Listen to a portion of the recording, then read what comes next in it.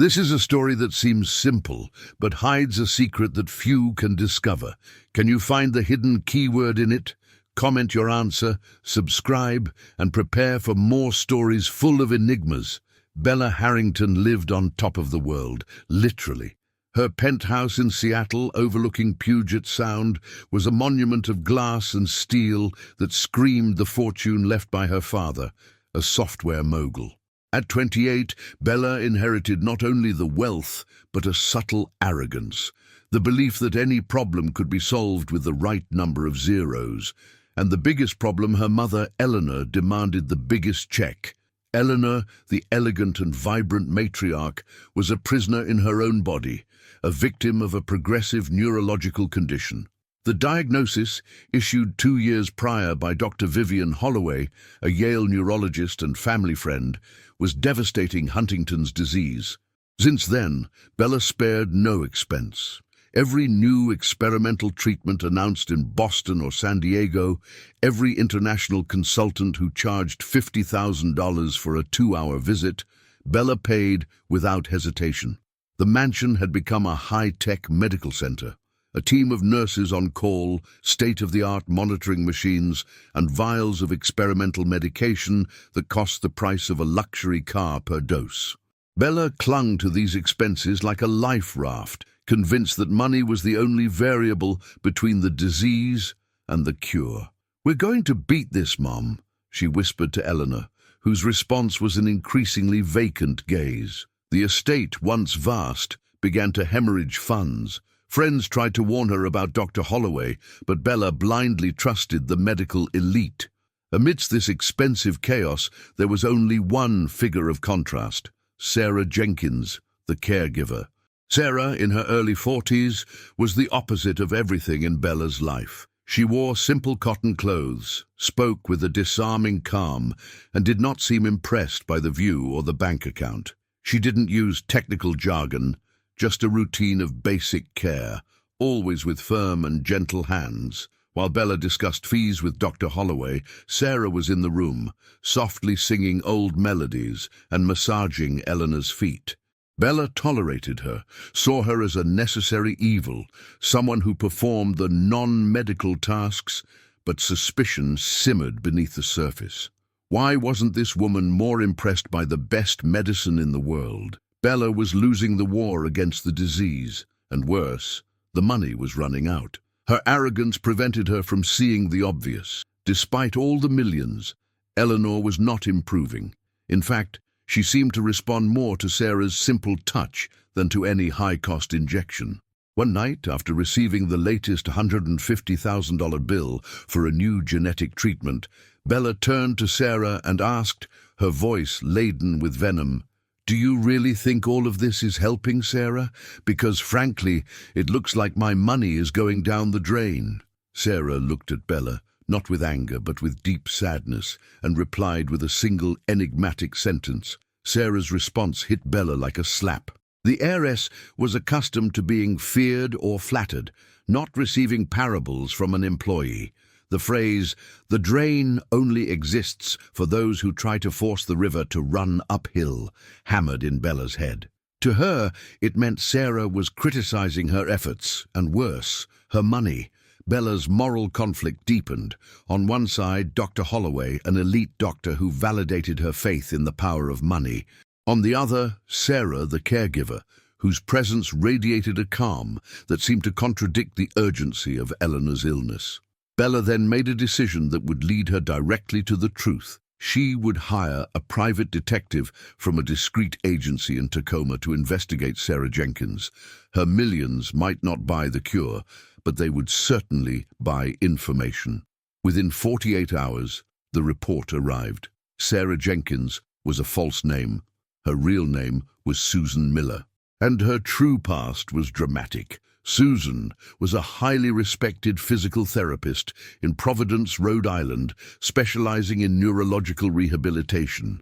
She had controversially lost her license 5 years prior after being accused of negligence at a rehabilitation center.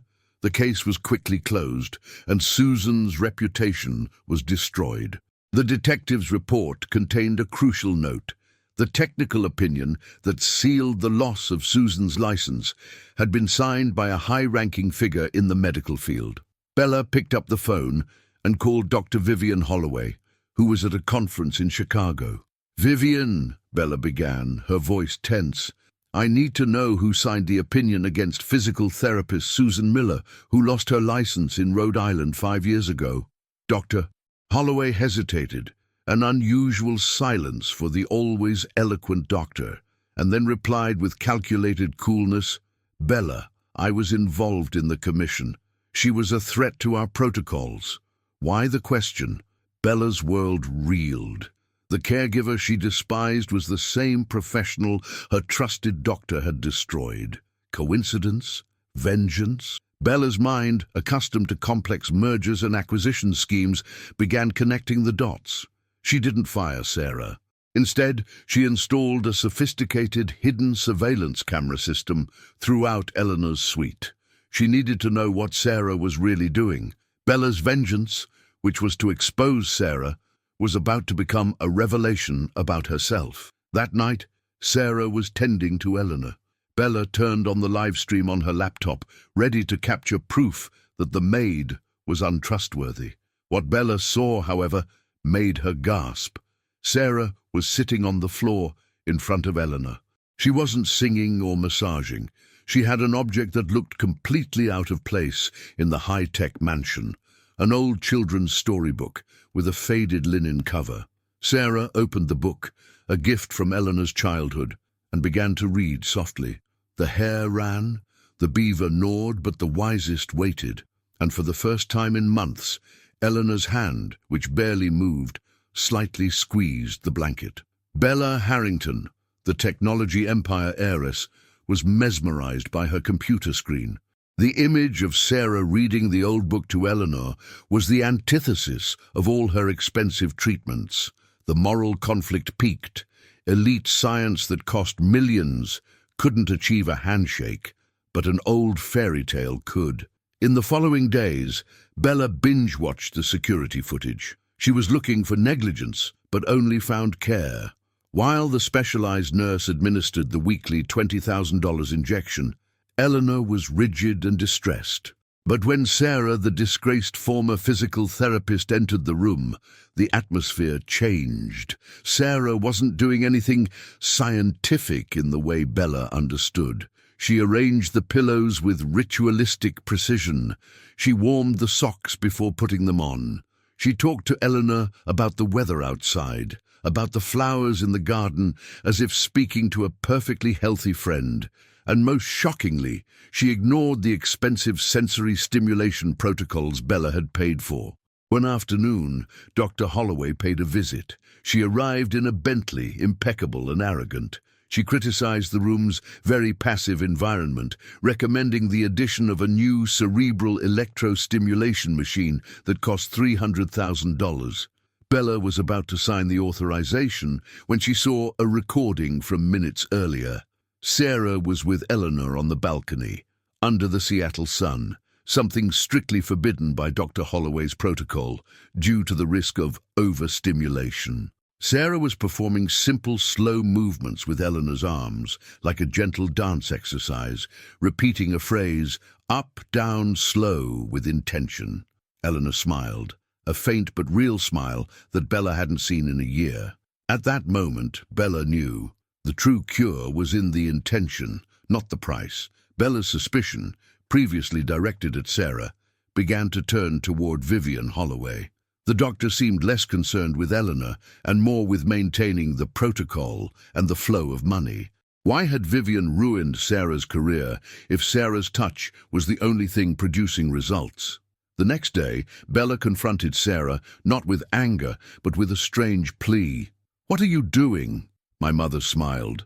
"The best in the world couldn't do that." Sarah looked at the floor and said, "I was just cleaning up the dirt that prevents the river from flowing." Bella felt ridiculed again, but Sarah continued, her tone now serious. "There is something in your mother that is more than the disease. I found it, and it's not in the exams, Ms. Harrington. It's in what she hid." Sarah Jenkins pointed to the silver locket, an object that had always been on Eleanor's shelf. Bella, accustomed to seeking solutions in complex diagnoses and million-dollar invoices, would never have noticed such a simple object. The hesitant heiress took the locket and opened it. Inside, there was no photo, but a small antique safe key with a number engraved in Roman numerals. "Your mother knew the illness was coming," Sarah said, "and she also knew the value of your fortune. She didn't want you to waste it." Bella was in shock. Her mother had hidden something. She ran to the main safe in the house, which she only used to store jewelry and titles. Eleanor's key was for a smaller safe, hidden behind a painting in her late father's office. A place Bella, since taking control of the inheritance, had never bothered to investigate thoroughly. Bella opened the smaller safe. The rarefied air of years unsealed hit her. Inside, there was no money but a single brown leather folder, and inside the folder, a medical report dated 3 months before Dr. Holloway's diagnosis. Signature, Dr. Aaron Chen, Boston Neurology Clinic. The diagnosis was clear: atypical idiopathic cervical dystonia, a rare movement disorder, not Huntington's disease. The prognosis: excellent, with treatment focused on intensive physical therapy, muscle relaxants, and crucially, a low-cost drug called baclofen, the opposite of the expensive, experimental, and fatally progressive treatment Dr. Holloway had prescribed. There was a handwritten note at the bottom from Dr. Chen. Full report sent for final review. Dr. Vivian Holloway, Seattle. Bella felt the ground vanish. Dr. Holloway had received the correct diagnosis. She had hidden the truth, changed the diagnosis, and condemned Eleanor to suffering and Bella to spending millions on useless treatment. Why? The answer was cynical. Huntington's treatment was lucrative, dystonia's was not. Furthermore, Dr. Holloway was the lead researcher in the experimental Huntington's drug study that Bella was purchasing. The turn was complete. Bella, who hired the detective to expose Sarah, discovered that Sarah was the victim and Vivian the criminal. She looked at the caregiver, now Susan Miller, with respect and shame. "You knew," Bella murmured. "You knew all along it was dystonia, didn't you?" Sarah shook her head. "I didn't know the exact diagnosis, but I saw the symptoms. I saw that she wasn't responding to the Huntington's protocols. I saw that she reacted to touch and movement. And I saw your arrogance in spending so much. I knew the truth would be in simplicity, not cost." Bella knew the only way to prove this was to go to Dr. Chen, but first she had to confront Vivian. As Bella left the office to call Dr. Holloway, Sarah was folding towels. She murmured almost to herself, "The deception is not the disease, Bella. It's the rush to assume the answer." Bella Harrington, from desperate heiress to furious avenger, called Dr. Vivian Holloway. The conversation was tense, recorded by Bella herself. She didn't confront Vivian about the diagnosis. She was more subtle. "Vivian," Bella said, controlling her voice, "that genetic treatment you sold me, it's not working. I'm going to have to review our agreement. How much have I spent on it so far? Something close to $3 million, right?" Dr. Holloway, always cautious when it came to money, replied, "Bella, don't worry about that. The bill is from Harrington Labs. Your father had already allocated funds for the research. Consider it an investment." The answer confirmed Susan's suspicion. The Harrington family money was not just for Eleanor's cure, but to fund Vivian's studies. Bella hung up, cold and calculating, and booked a private flight to Boston. She would take Susan and Eleanor, disguising the trip as another experimental treatment. At Dr. Aaron Chen's office in Boston, confirmation came quickly. The doctor examined Eleanor and, with a sigh of relief and frustration, ratified the diagnosis: cervical dystonia.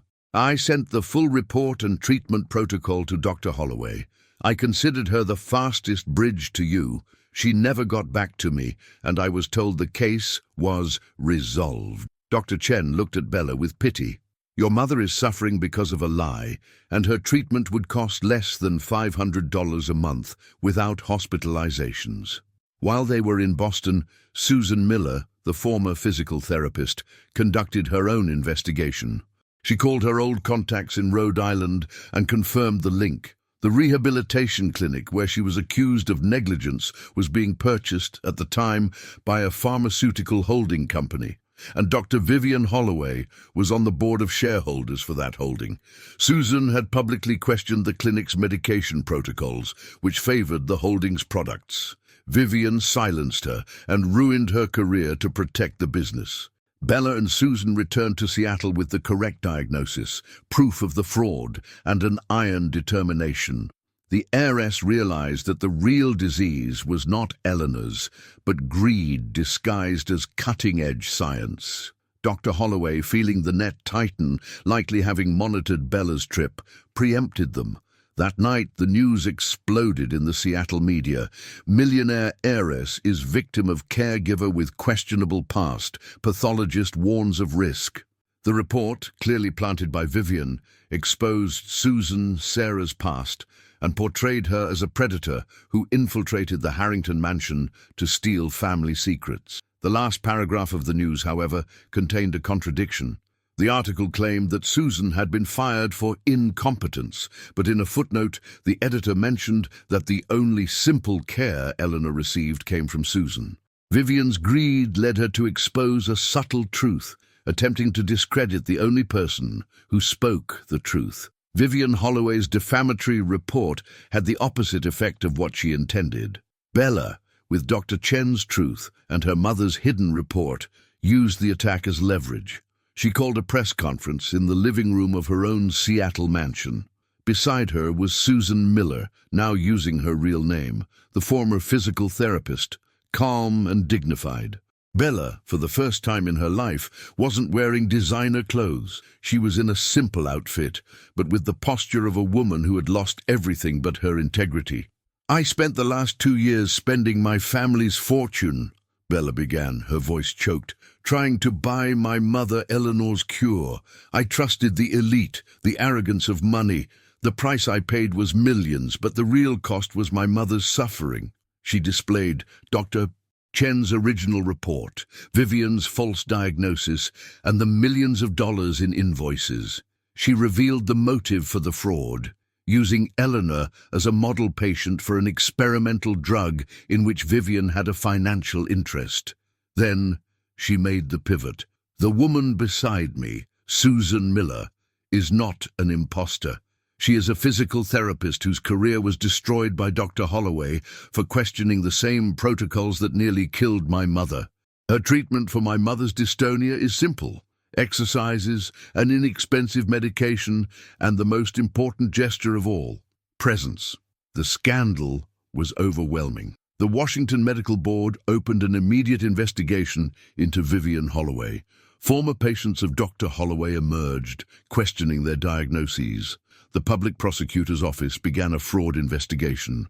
Dr. Holloway tried to flee, but was detained at SeaTac Airport. Confronted with the evidence, the hidden report, Bella's recordings, and Susan's testimony, she confessed to altering the diagnosis to secure funding for her study.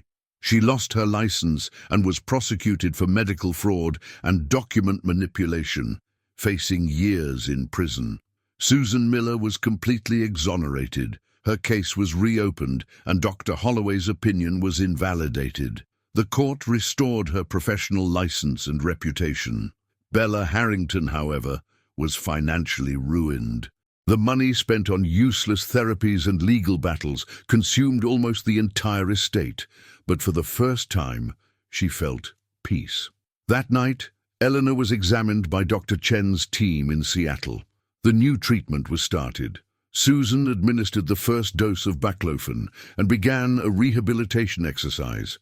Within minutes, Eleanor moved her hand, picked up Susan's gift, a small silver ring, and smiled with tear-filled eyes. Bella looked at her mother's smile and understood the lesson. Money had bought the disease, but the cure came from a value that was not for sale. The Seattle mansion, once a temple of waste and pain, finally found peace. Eleanor began the correct treatment for cervical dystonia, and improvements were daily. She still needed care, but the rigidity decreased, communication returned through gestures and glances, and the pain finally subsided. Bella was financially ruined, but rich in purpose. She sold the Seattle penthouse, paid off the remaining debts, and used the small remaining capital to found the Eleanor Harrington Foundation for Ethical Diagnosis. The foundation's goal was simple: to provide free legal and medical assistance to families who suspected expensive diagnoses and unnecessary treatments, seeking honest second and third opinions. Bella, the heiress of luxury, was now in a rented office, serving middle and lower-class families who, like her, blindly trusted doctors with financial interests. Susan Miller, with her license restored, accepted Bella's invitation to be the foundation's director of rehabilitation. Her experience and human touch were the heart of the institution. The partnership of the two women was a symbol of the lesson learned, the efficiency of the ex-billionaire and the humility of the ex-physical therapist. A year later, during a small fundraiser at a community center, Bella was on stage. She looked at the crowd, then at her mother, Eleanor, who was sitting in the front row, smiling and holding Susan's hand. "I lost millions," Bella said, her voice clear, without arrogance. "But I gained everything that mattered. I tried to buy the cure, but the cure found me in the simplicity and truth of a caregiver I despise. The true disease of our time is not physical suffering, but the greed that turns care into business." Eleanor, visibly more stable, made a slow movement with her head, a sign of agreement that moved everyone. Bella approached Susan and said, "You taught me that wisdom is not in the price of the consultation, but in the ethics of presence. Today, we heal." Susan smiled, a smile of acceptance and forgiveness. The Harrington Foundation became a beacon of hope in Seattle. Bella and Susan worked side by side, combining Bella's technological knowledge for medical audits with Susan's practical experience. Bella's life, without private jets or experimental treatments, was richer and truer.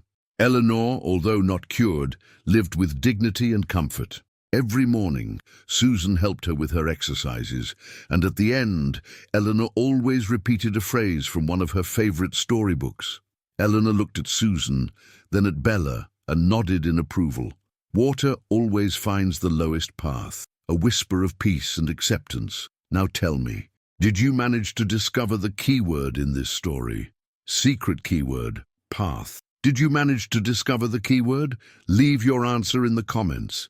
And if you're ready for the next story with its enigmas, subscribe to the channel and keep watching. The true cure is not bought, it is earned.